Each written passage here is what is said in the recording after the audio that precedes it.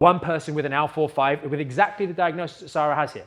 One person with L4-5 might have pain going a little bit into the hamstrings. Someone else might have it a little bit in the buttocks. Someone might have it going down a little bit further, right? Some might have a little bit of L4-5 with a little bit of L5-S1. The important thing to understand here is that all you are able to do in your rehab and all you need to do is learn how to control and protect this area and then steadily apply load carefully over time, over the long term. As we discussed earlier, you've got to get the technique right and that kind of stuff, right?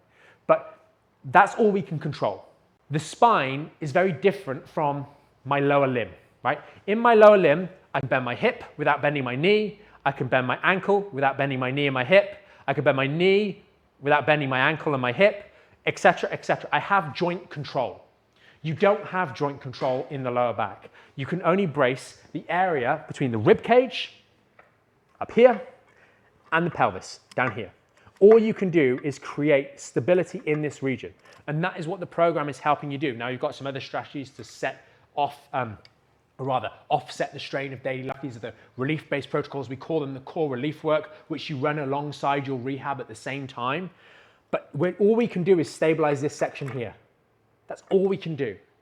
And then steadily over time, we are rebuilding strength, stability, etc., to build back up the resilience in that area and support the healing process.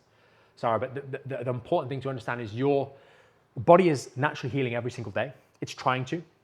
With education, which is an essential part of the program, and with the right sort of exercises to build that resilience back in, we can stop making things worse, start supporting the recovery process and creating more protection, and then drive that recovery and adaptation process to strengthen up these discs again so that they are more resilient to injury in the future.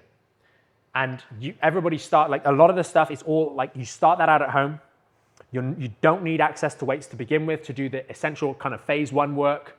Phase 2, we talk about using literally household items. You can use a bottle if you want to do your hip hinge, right? Doesn't matter because the phase 2, we talk about incorporating a load so that you're learning the choreography. And then it's phase 3 and 4 that we start building load. Now, yes, in order for you to properly rehabilitate, you need access to some kind of loading. Now, we have a lot of members that just use bands and weight and adjustable weights and weighted vests and things like that at home for long-term progress. Other people that are actually, do you know what, it's good if I go to the gym because it's around the corner and I like the social and it's great to get back in the gym. That you can discuss as you go along, whatever option works for you. But the exercises can all be done at home or in the gym. And I would strongly actually suggest to all of you guys, please, like the whole point of those core 5 exercises is that you don't need barriers to stop you doing them, right? You don't need to wait until you get a gym membership.